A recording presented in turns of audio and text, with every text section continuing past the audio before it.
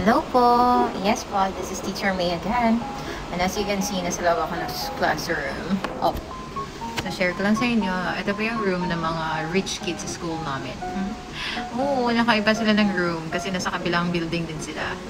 Which is, binabayaran ng parents nila yung aircon.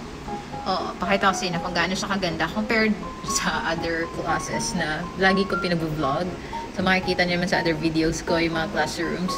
Pero ito talaga, pakaganda na room. By the way, share ko lang sa inyo. Sa school namin, we don't need to print names of students kasi meron ng ganito. Mamaya, papakita ko sa inyo kung saan ito makukuha. Andiyan na lahat. Kukuha ka na lang talaga doon sa baba. Baba lang din ng building 6. So, easy na lang. Papasulat ko na lang yung English name ng students. Tapos yung nickname nila para mas madali ko pong mabasa.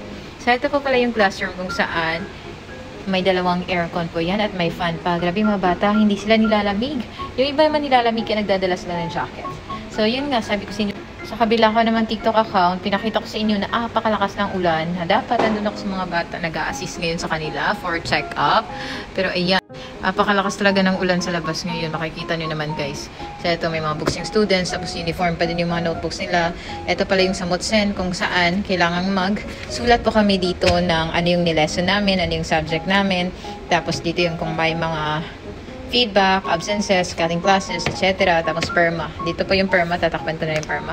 Sorry, pakadumi pala ng camera ko ngayon sa cellphone. Hindi ko na siya malinis dahil nakapag-video na ako.